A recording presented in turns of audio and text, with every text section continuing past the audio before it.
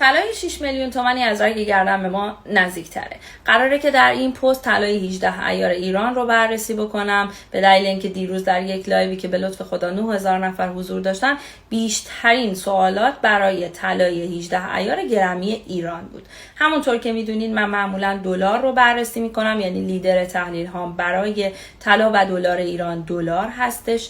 اما طلای جهانی هم تخصصمه که در سایر پست ها میتونین ببینین و تأثیر ریزش طلای جهانی روی طلای ایران رو در پست قبلی میتونین بررسی بکنین. حالا قراره با هم دیگه قبل از اینکه برم سراغ طلای ایران طلای جهانی رو بررسی بکنیم.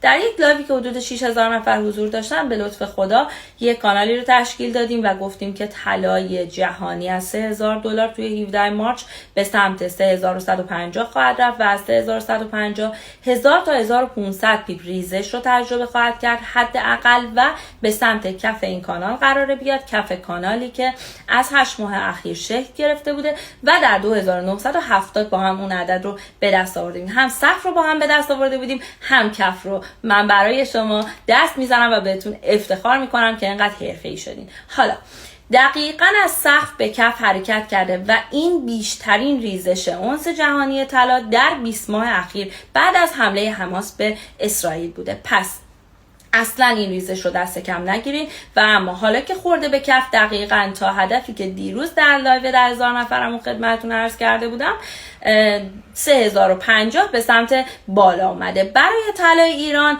روی این چارت قرار توضیح بدم در صورتی که اتفاق خاص فاندامنتالی جنگی تنش‌زا نیاد ما قرار تکنیکال چارت رو با هم بررسی بکنیم. مقاومت 8 میلیون تا 8 میلیون و 100 رو داریم که بسیار مقاومت سنگینیه. امروز 18 فروردین 1404 هستیم و مادام که زیر همین 8 میلیون و 100 تا 8 میلیون و 400 باشیم مارکت میتونه به سمت 7 میلیون تا 7 میلیون و 300 بیاد.